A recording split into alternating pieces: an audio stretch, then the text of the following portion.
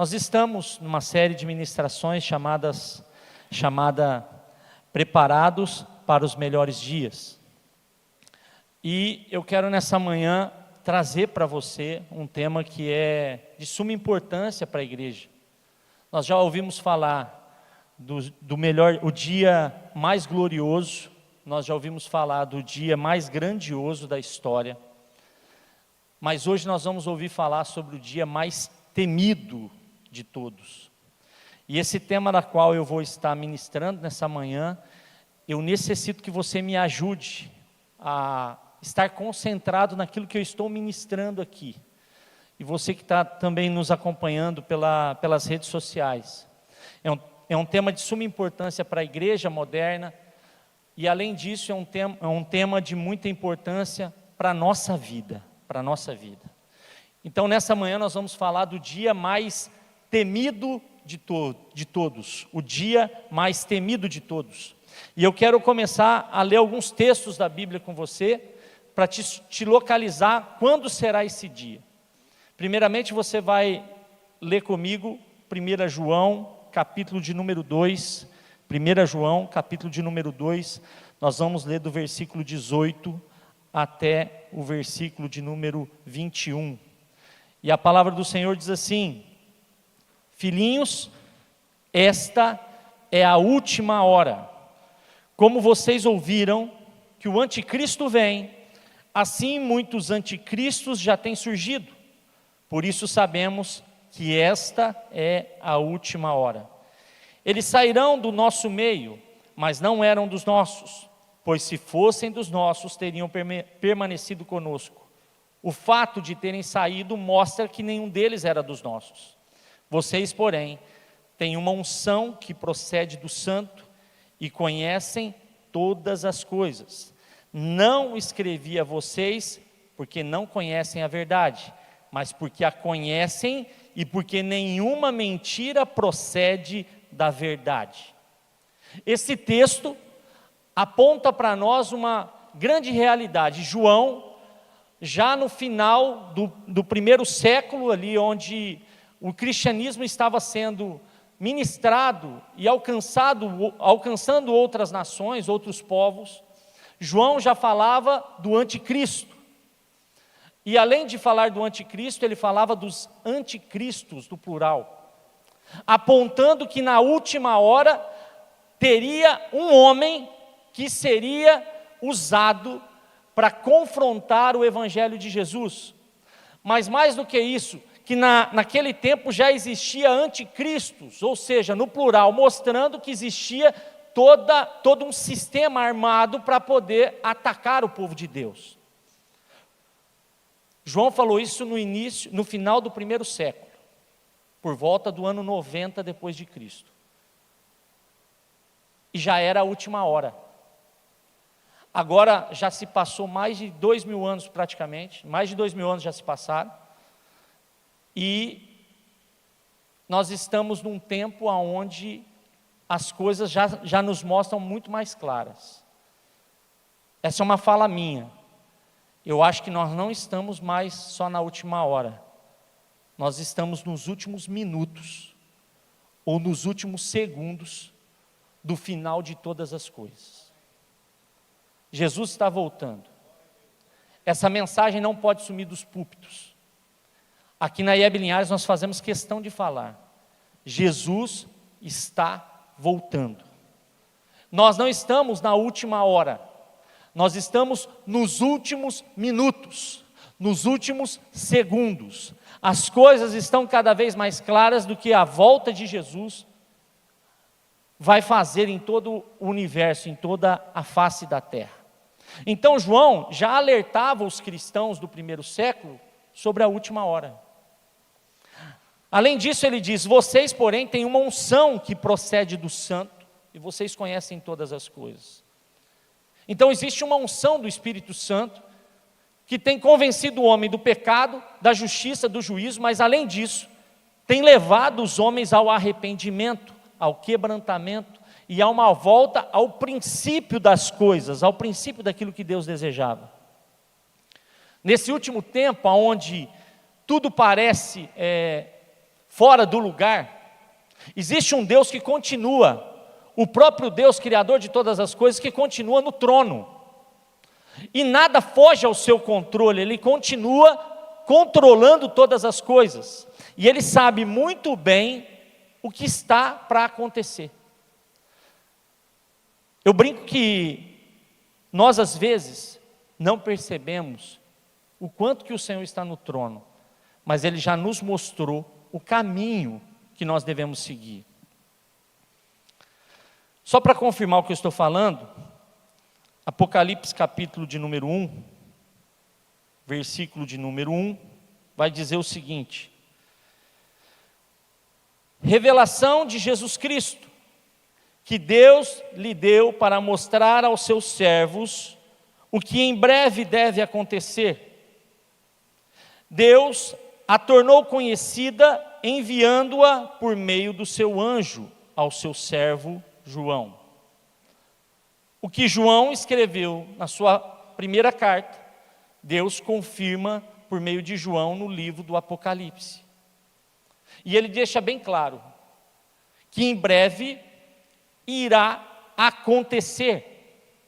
Deus está avisando a humanidade, em breve vai acontecer algo que vai mudar completamente os planos da humanidade. O homem não tem poder de mudar aquilo que Deus já determinou.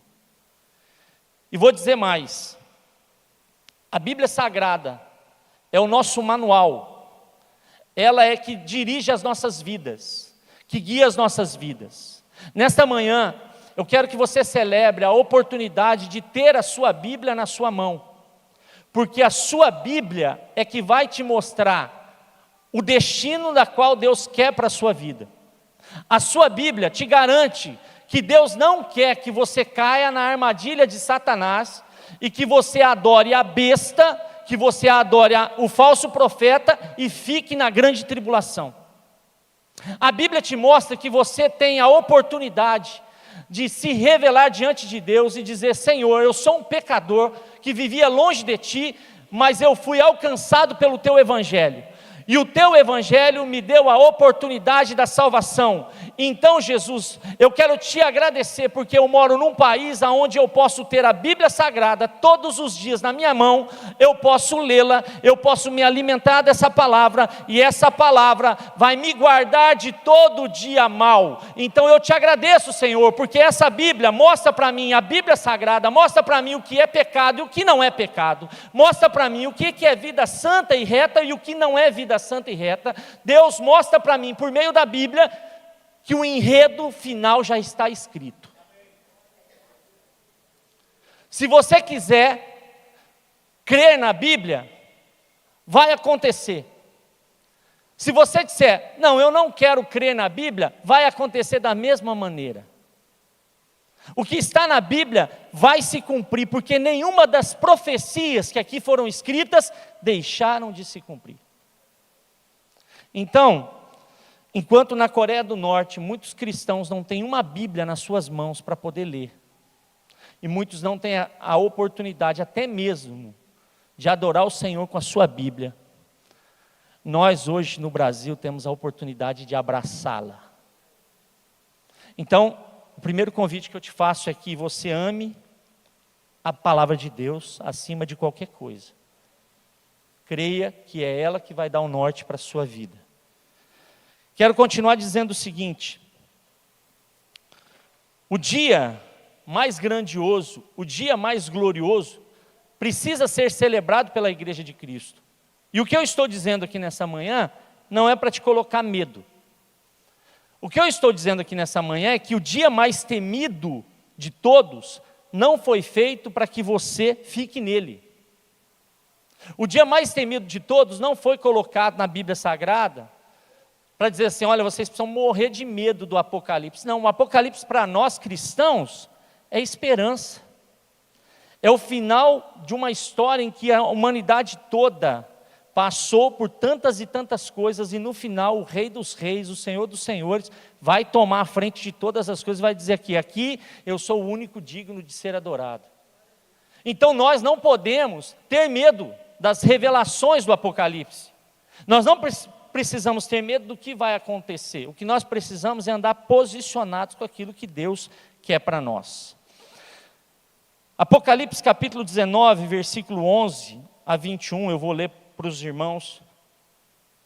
Diz assim: vi o céu aberto, e diante de mim um cavalo branco, cujo cavaleiro se chama Fiel e Verdadeiro. Fale comigo, fiel e verdadeiro. De novo, fiel e verdadeiro. Ele julga e guerreia com justiça.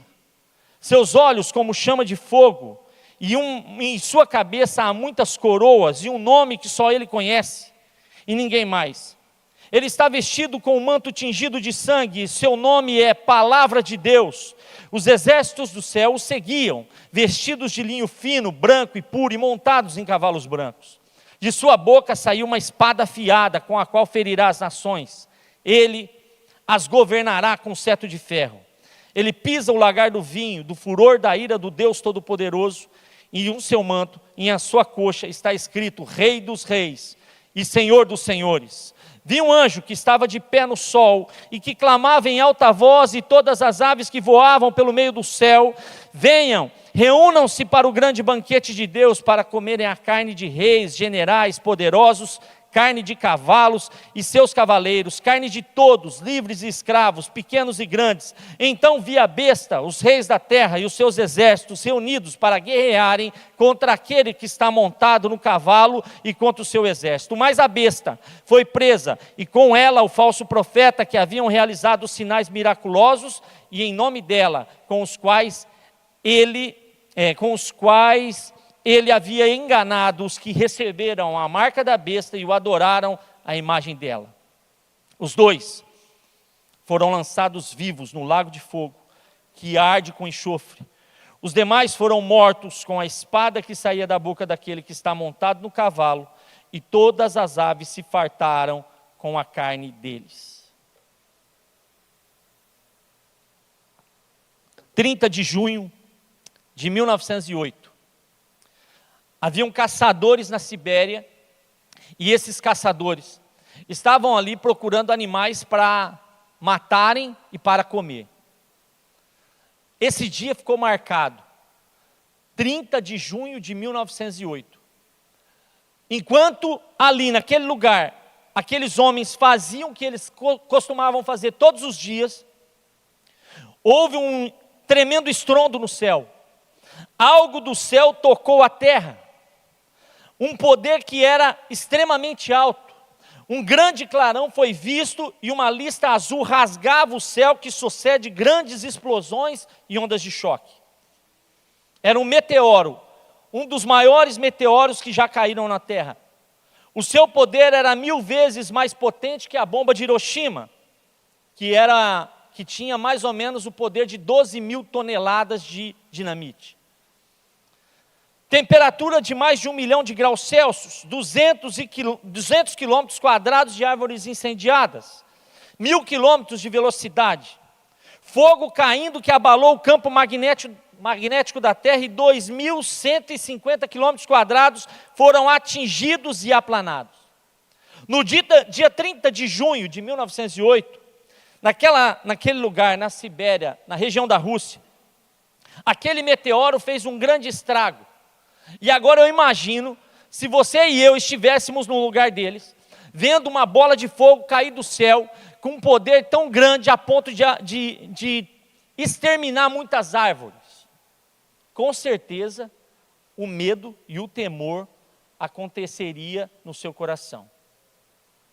Você está vendo aqui uma foto, e essa foto é uma foto que foi colocada foi feita, a maneira da qual foi o que eles viram. Não é que estava alguém lá tirando selfie, não, tá?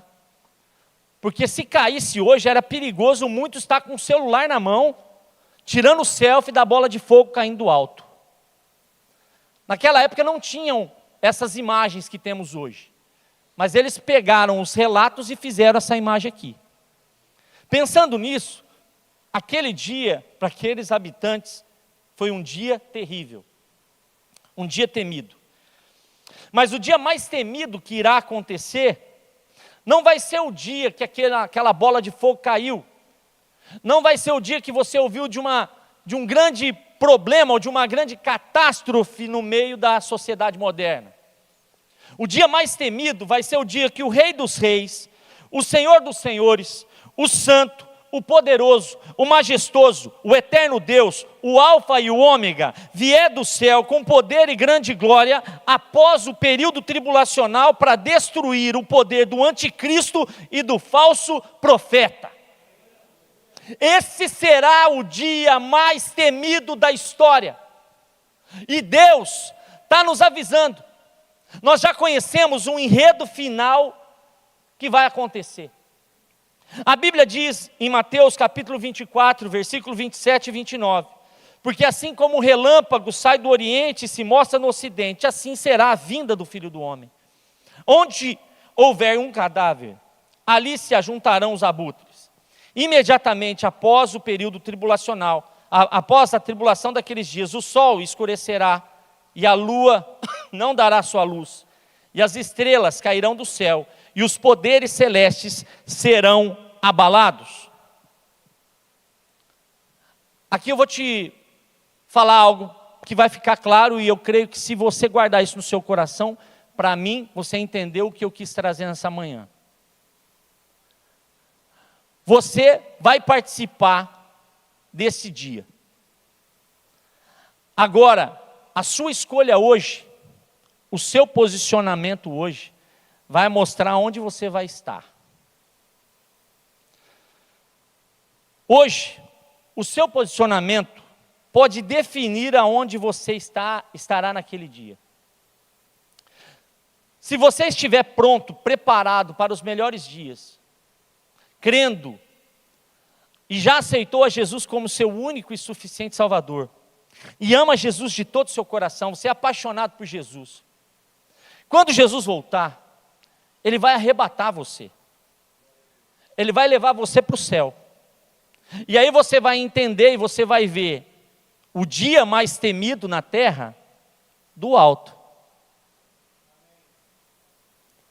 Agora, se você não crer do fundo do seu coração em Jesus Cristo, não confessá-lo como seu único e suficiente Salvador, se você pensar que a vida aqui é o que faz sentido, que nós vivemos 80, 90, 100 anos e depois está tudo certo, você corre o risco de, se você não morrer antes, porque se morrer já morre, e a Bíblia diz assim, que ao homem é dado morrer uma única vez e depois disso o juízo. Então, se morreu condenado, se morreu sem crer em Jesus, já está condenado, não tem conversa mais. Agora, se você estiver vivo quando Jesus voltar para a batalha do Armagedon, que é o dia mais temido de todos, e você estiver aqui, e eu espero que você e eu não estejamos, e eu creio profundamente que Deus não fez você para esse dia. Se você ficar aqui, você vai passar por 7 anos aqui, sob o domínio de um líder mundial, em que ele vai acabar com a sua história, ele vai acabar com as famílias, e isso é uma coisa muito clara. Esse homem que vai se denominar Deus, ele é uma fagulha, um grãozinho de areia, perto do poder de Jesus Cristo. Ele é um ser humano como eu e você. Deixa eu te falar, o homem algumas vezes ele acha que se ele subir em algum lugarzinho, ele já é alguma coisa. Se ele sobe num lugar, ele pensa que ele é mais do que os outros. Todos nós somos iguais. E enquanto o ser humano pensar alguma coisa de si mesmo, o ser humano tende ao fracasso. O anticristo vai afrontar a Deus, vai afrontar a Jesus, e ele vai afrontar perseguindo todos aqueles que seguiram a Jesus. E mais do que isso, ele vai perseguir aqueles que estiverem aqui no período tribulacional. Como eu creio profundamente que Deus vai nos tirar desse lugar, que ele fique aqui sozinho, porque o nosso coração não está nessa terra aqui. Então eu e você nessa manhã precisamos refletir da onde nós queremos ver essa batalha. Eu quero ver essa batalha do céu, estando do lado daquele que é vencedor, que não conhece derrota, daquele que venceu todas as coisas, que venceu a morte, que venceu o pecado, que destruiu o pecado na cruz. Eu quero estar do lado daquele que criou todo o universo, que criou eu e você, que colocou o coração meu no lugar onde tem que estar, que me colocou numa família maravilhosa. Eu quero estar do lado daquele que vai reinar eternamente, e Ele é Senhor, Ele é Rei, Ele é Jesus, o dono da igreja, o dono das nossas vidas. Eu não me prostro diante das artimanhas de Satanás, porque Jesus é muito mais atraente do que esse mundo. Agora tem uma coisa: se você pensa que vindo de domingo à noite na igreja, erguendo a mão para o céu e agradecendo a Deus e ficando a semana inteira em pecado, você corre um sério risco de passar o período tribulacional aqui.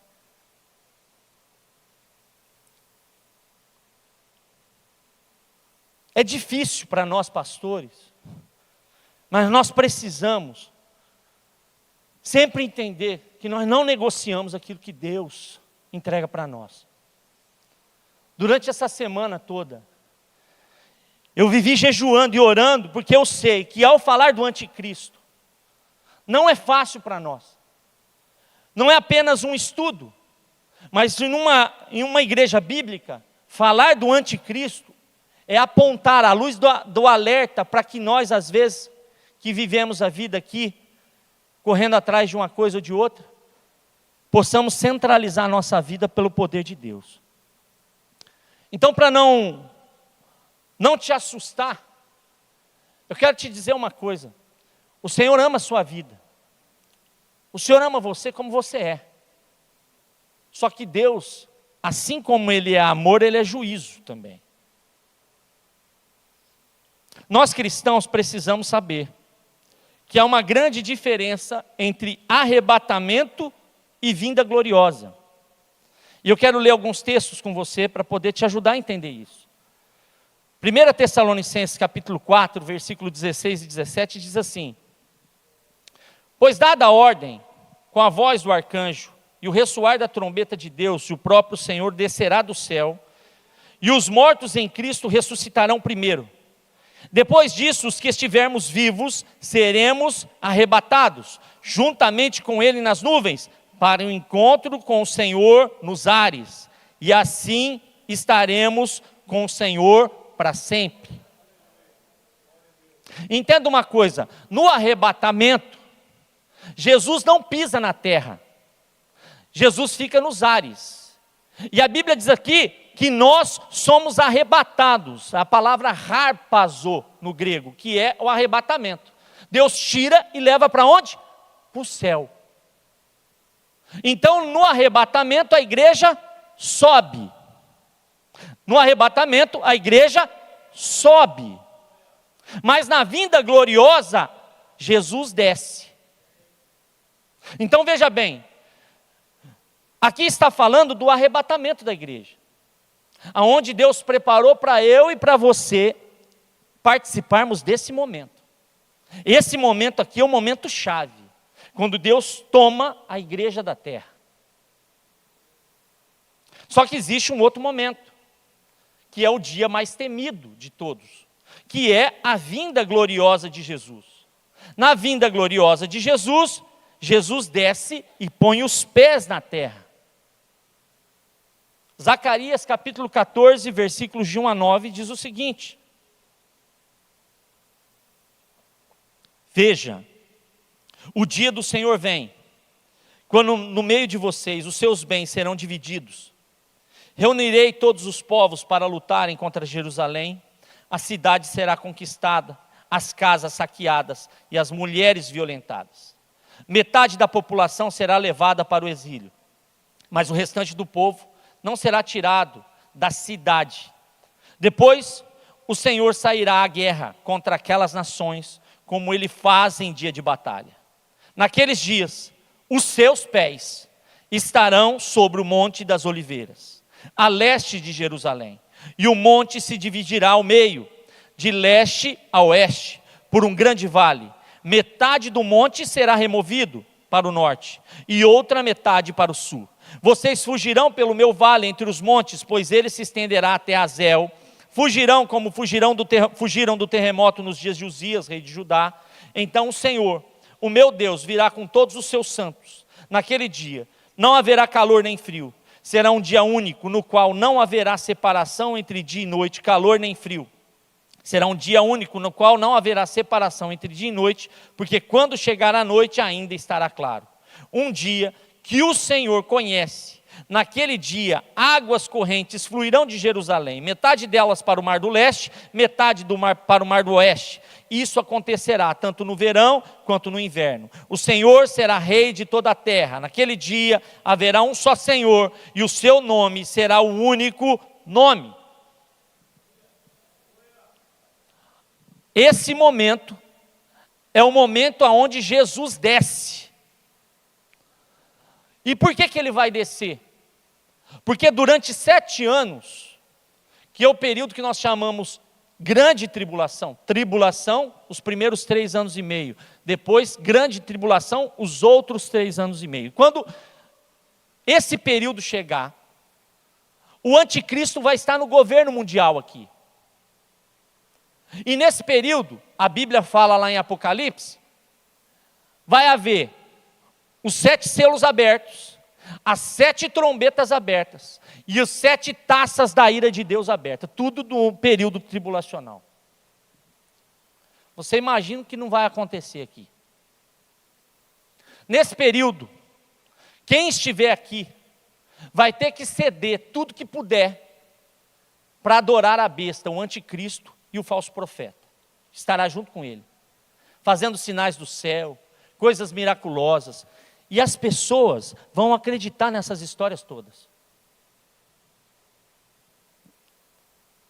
Coloca a foto para mim de Jerusalém, por favor. No Monte das Oliveiras, é onde Jesus vai pisar os pés. E aqui você está vendo uma foto de Jerusalém. E há uma promessa bíblica sobre isso. Essa foto é tirada do Monte das Oliveiras e você está vendo aquele círculo que eu coloquei ali. Aquela é a chamada porta dourada. Quando Jesus pisar no Monte das Oliveiras, e o monte se fender, porque Israel estará preso pelos exércitos do anticristo, porque durante 3 anos e meio, o anticristo vai fazer um tratado, nos primeiros 3 anos e meio, para que Israel tenha o seu templo, o 4º templo. O primeiro templo de Israel era o templo de Salomão e foi destruído. O 2º templo de Israel era o templo de Zorobabel. É o templo que Jesus pôs os pés.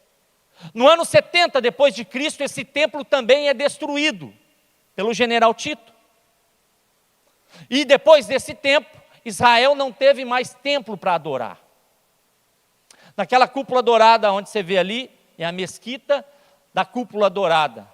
É naquela região ali que havia os templos de Jerusalém. O que acontece? O anticristo vai vir com um bom coração. E ele vai dizer para Israel, olha, eu vou fazer um tratado com você, eu te ajudo a construir o templo. E não tem nada mais que um judeu quer do que o templo construído. Só que no final dos 3 anos e meio, ele rompe a aliança com Israel. E começa a profanar esse templo. E no final desse período de 7 anos, está lá em Daniel 9, eu não vou ler para não tomar muito tempo, senão a gente não consegue terminar aqui. No final desse período, Israel vai estar encurralado pelo anticristo e pelos seus exércitos. E é nesse momento que Jesus vem, depois do clamor do povo, e ele desce e pisa no Monte das Oliveiras e o monte se abre. E aí, aquela porta ali, que é a porta dourada, foi por aquele trajeto ali que Jesus entrou em Jerusalém, e vai ser por aquele trajeto que ele vai entrar quando ele venceu o anticristo. Na frente daquela porta tem um cemitério, e você está vendo que a porta está fechada. Aquela porta só está esperando uma pessoa. aquela porta foi feita com um propósito: receber o rei. E na hora que ele pisar o Monte das Oliveiras, ele vai entrar por aquele lugar. E a partir daquele momento, ele vai começar a dominar com cetro de justiça e paz. O Monte das Oliveiras viu o começo da entrada triunfal de Jesus como homem. O Monte das Oliveiras viu Jesus chorando nas suas curvas, dizendo: Jerusalém, Jerusalém, que mata os profetas e destrói aqueles que te foram enviados. O Monte das Oliveiras viu o sangue de Jesus cair quando ele orava no jardim do Getsemane. O Monte das Oliveiras viu Jesus sendo beijado por Judas e sendo traído por ele. Mas o Monte das Oliveiras vai ver e vai sentir quando o Senhor dos Senhores, o Rei dos Reis, pisar com os seus pés naquele lugar para dizer: a partir de agora, o reino do mundo é do nosso Senhor e do seu Cristo. Então o mesmo monte que viu Jesus chorando por Jerusalém, o mesmo monte que viu Jesus escrevendo, falando o sermão escatológico de Mateus 24, o mesmo monte que viu ali Jesus sendo beijado por Judas Iscariotes, o mesmo monte que viu o sangue de Jesus cair no chão, por amor a almas pecadoras como nós, vai ser o mesmo monte que vai ser pisado por Jesus, quando Ele voltar em glória. Deus reservou esse monte para ele ser pisado, para dizer: agora sim acabou tudo, agora Ele está no controle de todas as coisas. Ah, Jesus, como é bom saber que o Senhor está preparando a nossa vida para o arrebatamento. Esse dia vai ser um dia que vai trazer muito transtorno para a vida do ser humano. Apocalipse capítulo 11, versículo 15 a 17 vai dizer: o sétimo anjo tocou a sua trombeta, e houve altas vozes no céu que diziam: o reino do mundo se tornou de nosso Senhor e do seu Cristo, e Ele reinará para todo sempre. Os 24 anciãos que estavam assentados em seus tronos diante de Deus, prostraram-se sobre os seus rostos e adoraram a Deus, dizendo: graças te damos, Senhor, Deus Todo-Poderoso, que és e que eras, porque assumiste o teu grande poder e começaste a reinar.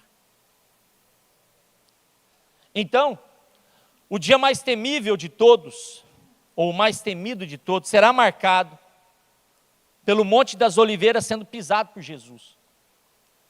E mais do que nunca, quando se começa um novo governo, se começa algumas coisas diferentes, certo? Então, Jesus ele já vai começar a estabelecer como será o seu governo. E a primeira coisa que ele faz, depois de assumir o seu reinado, a posse do rei, que é a entrada triunfal dele naquele lugar que eu mostrei ali, quando ele começa o seu governo, antes de entrar por aquele lugar, ele vai inaugurar um lugar. A primeira inauguração de quando o rei volta. Pastor Giovanni, vai ser tremendo. Quando ele destruiu o anticristo e o falso profeta, só com o sopro da sua boca. Porque tem gente que pensa que vai ter uma batalha lá, que não vai ter batalha nesse sentido. Porque Jesus só vai... Acabou a briga. Na hora que ele soprar, a Bíblia deixa claro o que vai acontecer. Vai ser inaugurado um lugar chamado Lago de Fogo. A Bíblia diz assim, em Apocalipse 19, 19 e 20. Então vi a besta, os reis da terra e os seus exércitos reunidos para guerrearem contra aquele que está montado no cavalo e contra o seu exército. Mas a besta foi presa, e com ela o falso profeta que havia realizado sinais miraculosos em nome dela, com os quais ele havia enganado os que receberam a marca da besta e o adoraram, a imagem dela. Os dois foram lançados vivos no lago de fogo que arde em enxofre. Então, hoje as pessoas ao morrerem sem Jesus, elas vão para um lugar chamado Hades. Mas ainda não houve ainda a inauguração do lago de fogo. O lago de fogo não foi preparado para ser humano. Quem tem que pisar primeiro lá é o anticristo e o falso profeta. Foi feito para eles. Aí depois ele leva o restante que quiser segui-los. Então Jesus ele vai soprar e vai inaugurar o lago de fogo. E a partir daquele momento, as coisas vão começar a acontecer de forma diferente. Como Deus é bom com a gente. Está tudo escrito na Bíblia. E Deus está mostrando para nós, vocês não foram feitos para o lago de fogo. Vocês foram feitos para o céu de glória. A nova Jerusalém celeste, aonde não haverá choro, nem dor, nem rancor, nem mágoa, nem nada disso. Você não foi feito para sofrer. No céu, você vai ter alegria, você vai ter paz, você vai ter gozo. Você não precisa negociar os seus princípios hoje, não negocie o princípio da sua fé hoje, porque o que tem de melhor para você, depois de aceitar a Jesus como seu único e suficiente Salvador, é um céu para você desfrutar eternamente. Você foi criado para ir para o céu. Você foi criado para dar certo. E tem gente que fica com medo. Então, deixa eu te falar, não precisa ficar com medo. Você precisa ter temor e servir o Senhor de todo o seu coração. Então, enquanto no céu a igreja foi arrebatada e desfruta das bodas do Cordeiro no dia mais grandioso de todos, na terra haverá um líder mundial que blasfemará de Deus e governará o mundo. O anticristo terá domínio geopolítico, econômico, social e religioso. Aliás, a Bíblia deixa bem claro como ele vai agir. Apocalipse capítulo 13, versículo 1 e 2, diz o seguinte: vi uma besta que saía do mar, tinha 10 chifres, 7 cabeças, com 10 coroas, um sobre cada chifre, e em cada cabeça um nome de blasfêmia. A besta que vi era semelhante a um leopardo, mas tinha pés como de urso e boca como de leão. O dragão deu à besta o seu poder e o seu trono e grande autoridade. Essa besta, a besta do mar, é o anticristo. E diz que ele vai ser como um leopardo. Leopardo é rápido. Ele não anda devagar, ele é muito rápido. E tem gente que fica preocupado em saber quem é o anticristo. Quem será o anticristo? Certa vez me perguntaram, pastor, quem que é o homem que vai ser o anticristo?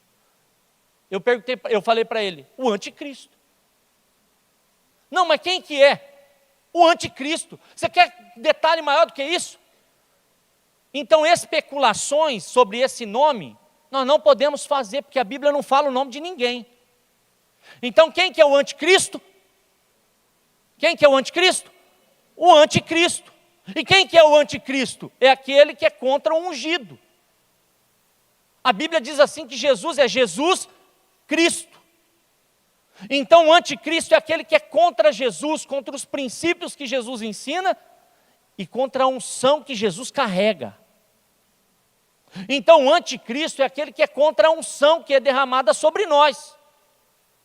Porque a unção que está sobre a igreja de Cristo é a unção de Jesus Cristo, que é carregada por meio do Espírito Santo, que convence o homem do pecado, da justiça e do juízo. Então o anticristo é aquele que é contra as coisas de Jesus. E ele é rápido. Então ele vai surgir rapidamente. Ele tem os pés como de urso. E o urso na Bíblia representa autoridade. Autoridade.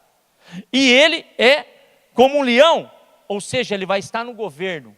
Então, 3 características básicas do governo do anticristo. Ele vai ser rápido, ele vai ter uma autoridade tirânica, e ele, além de tudo isso, vai ter um governo que vai dominar todas as coisas.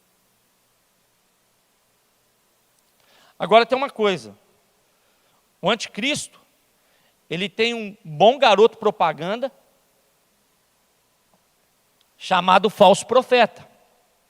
Só que assim, como o falso profeta vai ser o garoto propaganda, vamos dizer assim, do anticristo, o anticristo sabe muito bem como enganar os cristãos, muitos cristãos aí, e como ele engana o mundo. Como que ele faz isso? Vou ler um texto para você aqui que vai ficar claro. 1 João, capítulo 4, versículos de 1 a 3. Primeiro, estão entendendo o que eu estou colocando aqui nessa manhã, irmãos? Eu sei que é um assunto profundo, mas eu estou tentando ser mais didático possível para passar para você entender. Eu não quero ficar trazendo muita coisa, muitos termos teológicos aqui. Eu quero que você entenda quem é você, quem é Jesus para você e quem é o anticristo. A Bíblia diz em 1 João capítulo 4, versículos 1 a 3, amados, não creiam em qualquer espírito. Olha isso aqui. Não creiam em qualquer espírito, mas examinem os espíritos para ver se eles procedem de Deus, porque muitos falsos profetas têm saído pelo mundo. Vocês podem reconhecer o Espírito de Deus deste modo. E João nos ensina. Todo espírito que confessa que Jesus Cristo veio em carne procede de Deus, mas todo espírito que não confessa Jesus não procede de Deus. Esse é o espírito do anticristo, acerca do qual vocês ouviram que está vindo, e agora já está aonde? No mundo. Então tem gente que tem medo do anticristo, mas não tem nenhum tipo de medo do espírito do anticristo. O espírito do anticristo é o que age no mundo hoje. Ele está no mundo. Ele rege muitas leis. Ele estabelece muitos padrões. O domínio do anticristo, ele rege padrões e coisas que são absurdas. Então, assim como nós temos a Trindade Santa em Deus, o nosso Deus, o Pai e o Filho e o Espírito Santo, Satanás tem a sua trindade. Satanás, o diabo, o anticristo e o falso profeta. O falso profeta. Então, baseado nisso que eu entendo, o diabo ele ataca o Pai, a obra do Pai, o caráter do Pai. O anticristo ataca o caráter do Filho, de Jesus, o Cristo. E o espírito do anticristo, ele atua para atacar aquilo que o Espírito Santo faz. Então veja bem que coisa, assim como o Espírito Santo convence o homem do pecado, da justiça e do juízo, o espírito do anticristo tenta convencer o homem que ele não precisa se arrepender, que ele não precisa se render a Jesus, que ele pode continuar vivendo a vida tranquilamente, porque Deus é amor e vai levar ele para o céu. Esquece essa conversa. Deus é amor, Deus ama o homem, mas Deus detesta o pecado. Então o que o espírito do anticristo faz? Ele tenta fazer com que tudo se torne normal. Viu, Odair? Ele vai tentar convencer a humanidade toda. Para que ir na igreja? Para que aceitar Jesus como o único e suficiente Salvador? Para que eu tenho que entregar minha vida a Jesus? Para que eu tenho que orar com os meus filhos? Para que eu tenho que orar na minha família? Para que eu preciso estar numa célula? Para que eu preciso disso? E o espírito do anticristo vai dizendo assim, não precisa não, está tudo tranquilo. E a uns ainda diz assim, Jesus não voltou até hoje? Porque eles, na verdade, a maioria das pessoas que falam isso, elas não conhecem a Bíblia. E aí o que elas dizem? Jesus não voltou até hoje, eu acho que ele não vai voltar. O espírito do anticristo, o receberemos, ele pode receber. O receberemos, ele pode receber. Ele. Então o domínio do anticristo alcançará vários setores da sociedade. Ele vai alcançar a economia mundial, ele vai alcançar a área do entretenimento. Cuidado com os desenhos que seus filhos estão assistindo. Cuidado com os filmes que você assiste nos streamings da internet. Porque dentro desses filmes, não estou dizendo que você não pode assistir filme, tá? E também não estou dizendo que seu filho não pode assistir um desenho, mas procure saber qual é a fonte.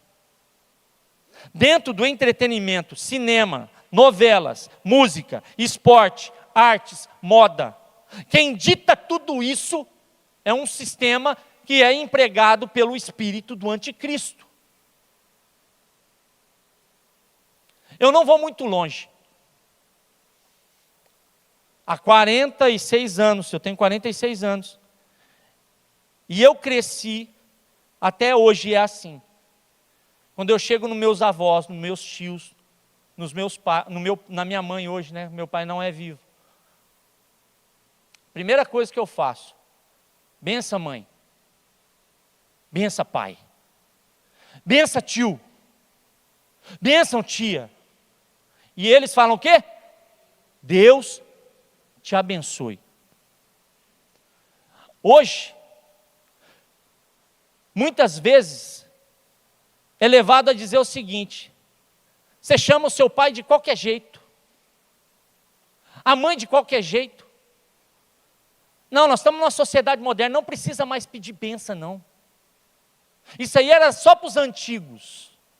Não, isso é bíblico. Só que o que Satanás faz? O espírito do anticristo faz com que as pessoas pensem que elas não precisam mais pedir bênção aos seus pais. Os desenhos hoje, para as crianças, são de terror. Eu sou de uma época em que o Super-Homem era o meu herói favorito. Mas hoje já tem filme que o Super-Homem e o Batman, eles brigam entre eles. Parece que o sistema é fazer o seguinte: você precisa estar do lado do inimigo, do ruim, porque eles querem tirar os heróis da vida do ser humano. O sistema do anticristo quer ditar a moda. Então antes a moda era, cada vez que você coloca a sua roupa, você vai expressar algo que você carrega dentro de você. E como cristão, aqui eu não estou falando de uso e costume, eu estou falando de um sistema que está aí fora. Muitas vezes o que acontece? O sistema tenta alcançar a sua vida, e eu quero repreender em nome de Jesus todo o espírito do anticristo que tenta agir dentro da sua vida, dentro da sua família. Você não é ditado pela moda do mundo, você é ditado pela moda de Cristo. Você é ditado pelo amor de Deus. Você é ditado pelo que a Bíblia diz. Então não é o espírito do anticristo que dita para você como você deve se vestir. Quem dita para você como se deve se vestir é alguém chamado Espírito Santo. É Ele quem dita para a igreja como a igreja deve se portar durante todo esse período.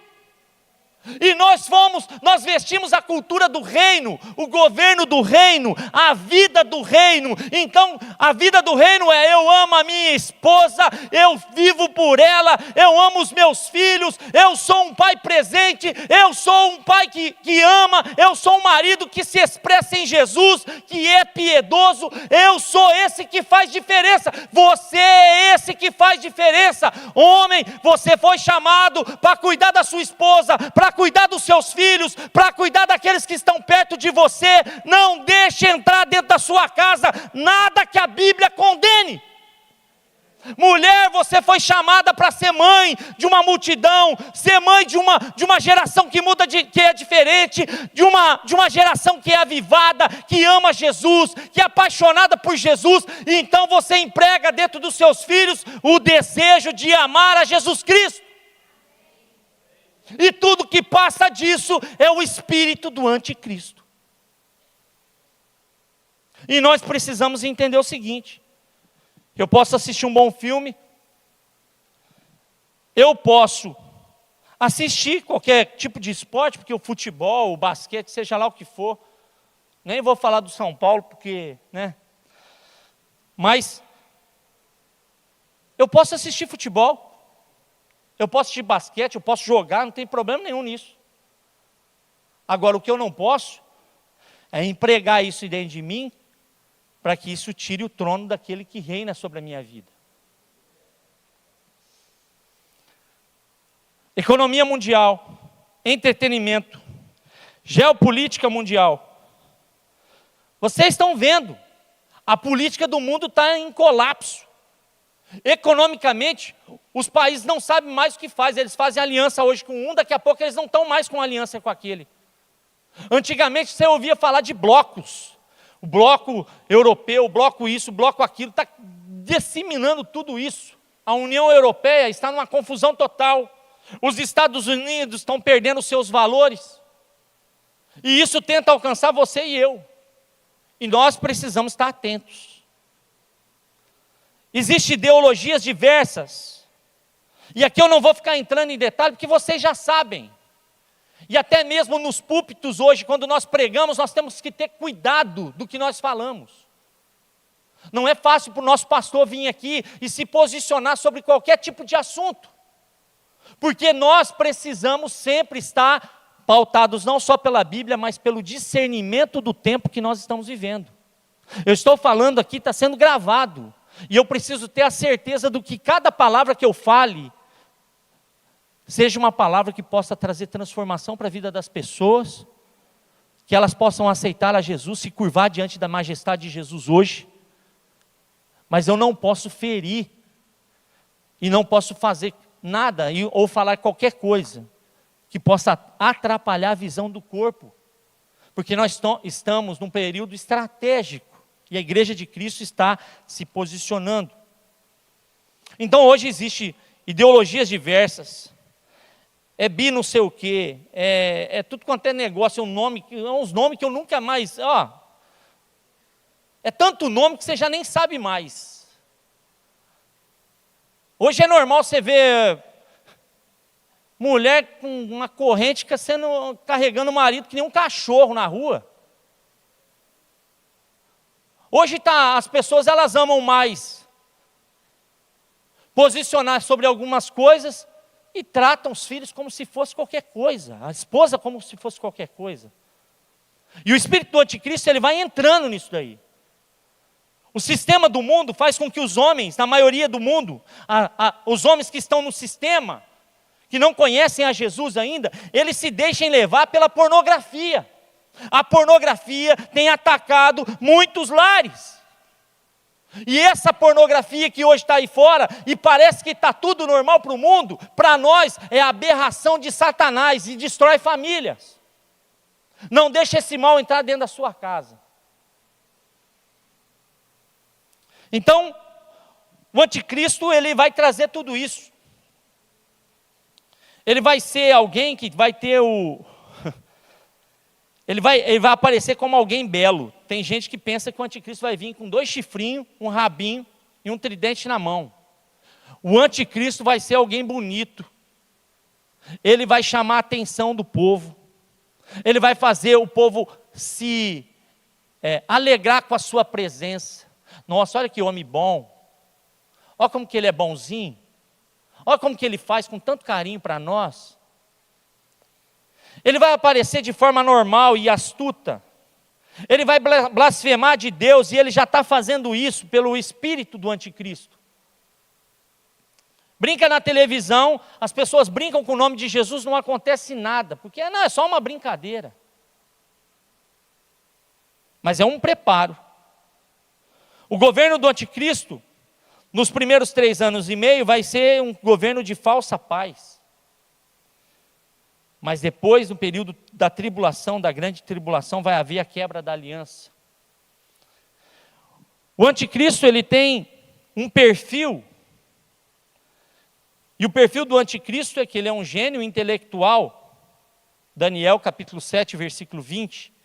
Ele é um gênio na política, ele é um gênio militar, ele fala muito bem, um gênio de oratória, ele sabe se colocar, falar, ele se posiciona diante dos países. Ele é um gênio do comércio, ele é um gênio em administração, ele é um gênio religioso. O anticristo vai ser alguém que vai parecer alguém perfeito. Ele vai trazer para a sociedade a figura de um homem que vai demonstrar que ele pode fazer qualquer coisa. Ele é um gênio intelectual, um gênio político, um gênio militar. Que sociedade não quer um homem desse? A sociedade sem Deus procura um líder. Mas nós já temos o nosso líder. Enquanto eles estão procurando, nós já encontramos. Quando nós encontramos a Jesus, o nosso Senhor, o nosso Salvador, aquele que nos remiu dos nossos pecados. Eles estão procurando um homem do comércio que consegue fazer aliança com vários países, unir diferenças. É um gênio administrativo e um gênio religioso. O anticristo ele vai ter poder, realizar milagres. Ele vai ser um homem do povo. Ele matará homens e mulheres que não receberem o sinal da besta.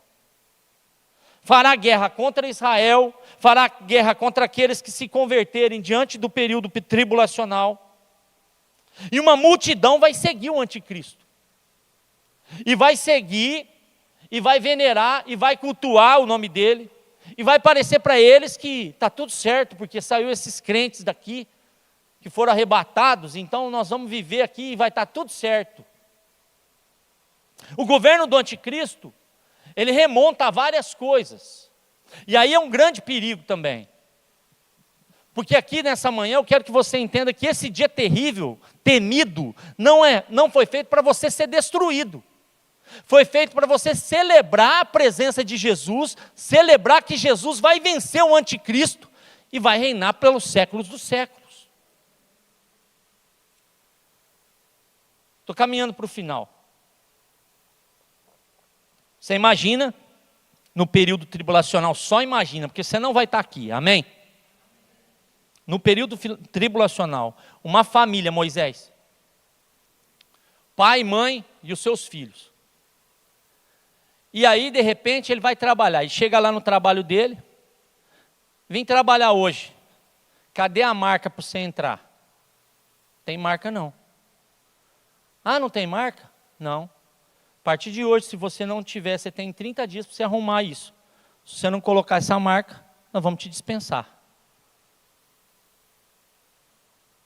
A mulher vai lá no mercado comprar. Chega para comprar comida. Cadê a marca para pagar? Não tem não? Não. Não pode levar comida não. Volta para casa. O filho vai para a escola. Chega na hora da escola lá, vai entrar dentro da escola para estudar. Deixa eu ver a marca, porque agora você vai ter que passar para poder entrar.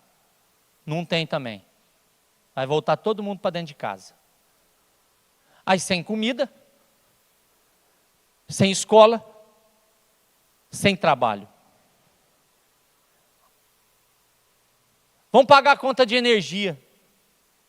Precisa da marca para pagar. Não tem. Pagou a conta de água? Não tem também. Não precisa da marca, não tem. Ah, então vamos fazer o seguinte, vamos pagar a internet, pelo menos a internet, né, pastor? Não vai ter também não. A única coisa que vai sobrar para aqueles que ficarem aqui é a marca da besta e a adoração do falso profeta e do anticristo. Ele vai perseguir cristãos. Aqueles que se dizem cristãos no período tribulacional vão morrer. É o que a Bíblia diz. Nós fomos guardados. E assim como Deus nos ama, ama a nossa família, Ele está nos dando a oportunidade nessa manhã para reconhecer o senhorio dEle. Toda ação de Satanás contra as nossas famílias seja repreendida. Por que a igreja aqui, por que a IEB ama tanto família? Por que o slogan dessa igreja é uma família para pertencer? Por que nós vivemos em família? Porque nós falamos tanto, pai, cuida do seu filho, e cuida da sua esposa, mãe, cuida do seu marido, leva o seu filho para a presença de Jesus. Por que nós falamos tanto disso? Porque nós não queremos que você passe por isso. É esse o nosso coração, esse é o coração do nosso pastor. O anticristo, ele vai ter um número. O anticristo é um homem, ele não é um governo. Apocalipse 13, versículos 16 a 18 diz: também obrigou todos, Diga comigo, todos. Todos é todos. Pequenos e grandes, aqui não é de estatura, pequeno, grande, não. Está falando de poder econômico. Seja rico, seja pobre, seja quem for, vai ter que ter a marca. Ricos e pobres, livres e escravos, a receberem certa marca na mão direita ou na testa, para que ninguém pudesse comprar nem vender, a não ser quem tivesse a marca, que é o nome da besta, ou o número do seu nome. Aqui a sabedoria. Aquele que tem entendimento, calcule o número da besta, pois é número de homem. Seu número é 666. A marca da besta vai ser colocada na mão e na testa. Aí tem uma outra especulação. As pessoas querem saber o nome do anticristo e querem saber quem é a marca da besta. Pergunta para mim, o que é a marca da besta, pastor Leandro? Pergunta. Não, está muito fraco, me ajuda aí. O que é a marca da besta? Pergunta para mim. Não sei. Eu não sei quem que é a marca da besta. Às vezes, nós se preocupamos tanto com a marca e esquecemos de adorar aquele que nos selou. Olha só uma coisa. A marca da besta, eu não sei o que é. Já veio gente falando que era o código de barra, já ouvi falar isso. Quando eu me converti, falaram, é o código de barra. Vai ser um chip que vai ser colocado dentro da sua mão ou da sua cabeça. Ou vai ser isso, vai ser aquilo. A única coisa que eu te falo é o seguinte, vai ter uma marca. E essa marca vai ditar a regra na época. Pode ser que seja colocado um chip? Pode ser. Mas pode ser que não. Porque a questão da marca não está em si num chip. Porque tem muita gente que não tem o chip hoje. Mas a marca da besta, ela vai ser colocada na mão e na testa. Isso tem a ver com mão na Bíblia. Mão remete a trabalho, a fazer. Testa remete a pensamento. Então, antes de pôr o chip, ou seja lá o que for, Satanás vai trabalhar com o quê? Com a mão do ser humano e com a mente dele. Então, quando ele fica com a mão, trabalha, e com a mente voltado só em coisas ruins, ele vai entrando ali e vai tomando posse. Quando chegar para pôr o chip, ninguém vai nem se preocupar com o chip, ou seja lá com o que for. Vai falar, já está aqui, coloca aí, está tudo certo. Então as pessoas se preocupam se é o chip, se é uma tatuagem, se é isso, se é aquilo outro. Irmãos, especulação nessa área, tem muitas aí. Tem gente que não mora na casa do 666 porque tem medo do número da casa. Pega o cartão de crédito, vai lá ver, deixa eu ver se tem um 666 para ver se é a marca da besta. Para com isso. Para com isso. Você não precisa ter medo do número, você tem que temer o nome de Jesus. Então, a gemátria é um método que é usado na hermenêutica para analisar as palavras bíblicas do hebraico e do grego, e atribui um valor numérico definido a cada letra. E aqui, cadê a gemátria aí? Tem ela aí? A foto que eu pedi para colocar? Aí, isso aqui é a gemátria, ó. Então, cada letra do alfabeto judaico, ela tem um número. E naquela época se usava muito isso. Então, por isso que foi falado 666. E aí as pessoas ficam olhando, falando, deixa eu pegar isso aqui e pegar o número do nome do fulano de tal, para ver se vai dar 666. Só que é um número. Tem muitos que vai dar 666 mesmo. Mas não é que o rapaz ou a pessoa é o anticristo. Muitas vezes vai dar o mesmo número. O que acontece é a ação do anticristo ali. Então, especulações nunca são bem-vindas. O anticristo estará acompanhado do seu fiel ilusionista, o falso profeta. E termino dizendo que você não precisa ter medo dessa situação, no sentido de não viver a sua vida normalmente pregando o Evangelho, levando o amor de Jesus. Não se preocupe quem é o anticristo, e não se preocupe o número, quem que é a marca do anticristo, o que é a marca. Se preocupe em viver o Evangelho com Jesus. Se preocupe em se consagrar a Cristo, cuidar da sua família, viver o Evangelho, guardar a sua casa do espírito do anticristo. Porque Sofonias, capítulo 1, versículo 14 a 18, estou aqui terminando já nessa manhã, diz o seguinte, Sofonias 1, 14 a 18. O grande dia do Senhor está próximo e logo vem. Ouçam, o dia do Senhor será amargo, até os guerreiros gritarão. Aquele dia será um dia de ira, dia de aflição e angústia, dia de sofrimento e ruína, dia de trevas e escuridão, dia de nuvens e negridão, dia de toques de trombeta e gritos de guerra, contra as cidades fortificadas e contra as torres elevadas. Trarei aflição aos homens. Andarão como se fossem cegos, porque pecarão contra o Senhor. O sangue deles será derramado como poeira, e suas entranhas como lixo. Nem a sua prata, nem o seu ouro poderão livrá-los no dia da ira do Senhor.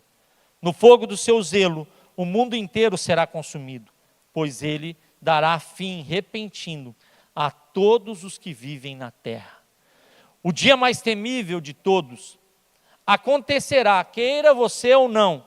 Agora, a pergunta é, aonde você pretende estar nesse dia? É uma escolha que passa pelo seu posicionamento hoje. E nessa manhã, eu queria, de antemão, que você se colocasse de pé.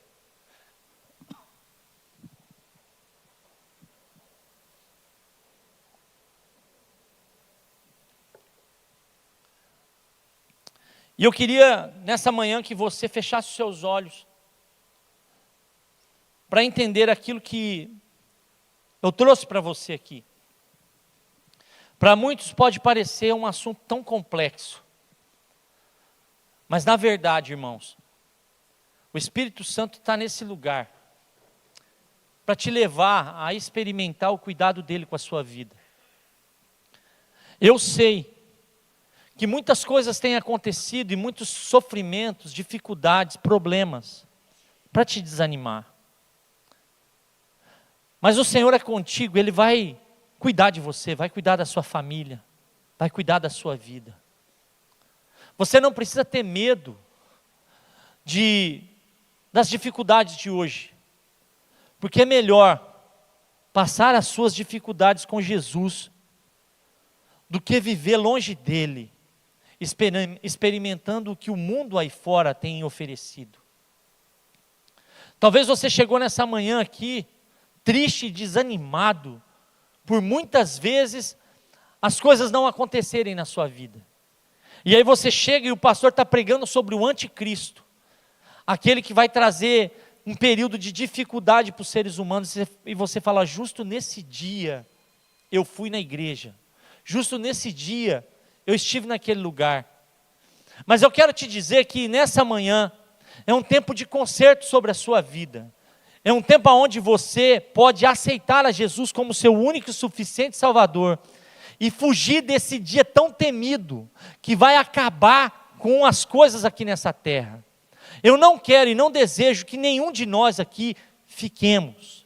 Então, eu quero nessa manhã, mesmo nessa situação toda, e nós não dependemos de algumas coisas aqui, de um comando ou de qualquer coisa que seja, para poder modificar qualquer coisa. Não, o nosso desejo é que você mesmo, nesse momento final aqui, e o Espírito Santo me mostrou isso, que eu deveria fazer o apelo no final dessa mensagem, mostrando que para você há esperança.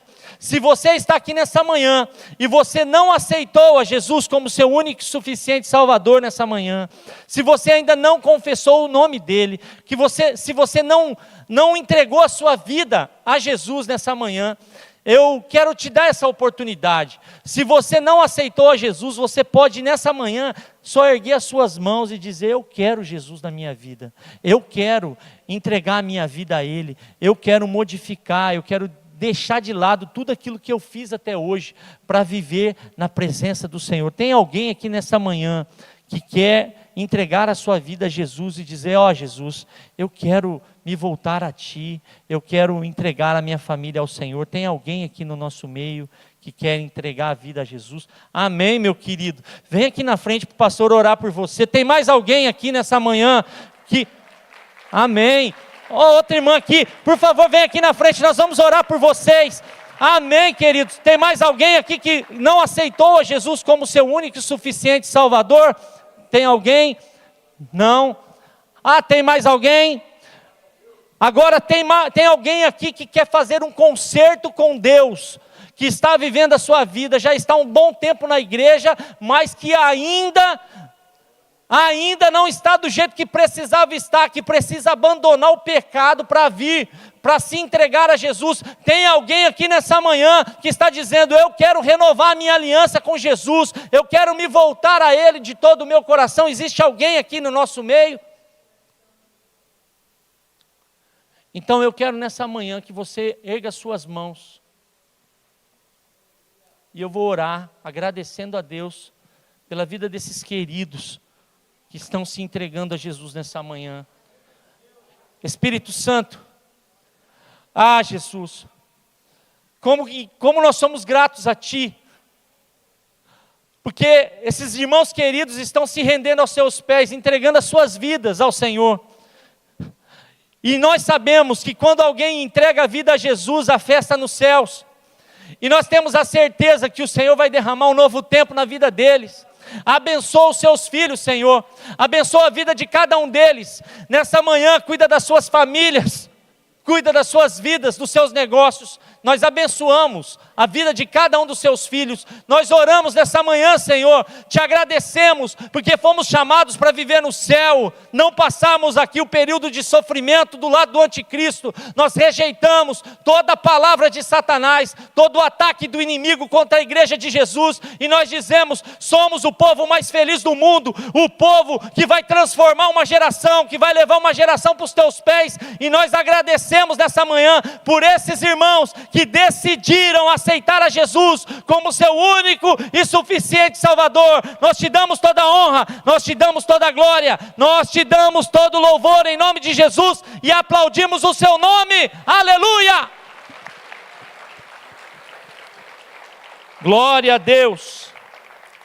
Deus abençoe, Deus abençoe, Deus abençoe. Que você nessa manhã possa sair daqui desse lugar na certeza que o Senhor tem algo novo para a sua vida. Estenda suas mãos. Pai bondoso e amado, abençoa todas as famílias que aqui estão. Nós te agradecemos, ó Deus, porque o Senhor nos deu nessa manhã essa oportunidade de estarmos na sua casa, de ouvirmos a sua palavra e termos a certeza que o Senhor tem cuidado de nós. Nos dê um restante de domingo abençoado. Desde já, abençoa aqui as famílias, aqueles que nos acompanharam pelas redes sociais, e que o Senhor possa nos abençoar e nos preparar para hoje à noite, às 18 horas, podermos celebrar e adorar o seu nome. Nós te agradecemos, Senhor, em nome de Jesus. Que o grande amor do Pai, a graça de nosso Senhor Jesus Cristo, as doces consolações e a comunhão do Espírito Santo sejam com todos aqueles que amam e aguardam a vinda de Jesus. E todos digam: Deus te abençoe, um ótimo domingo.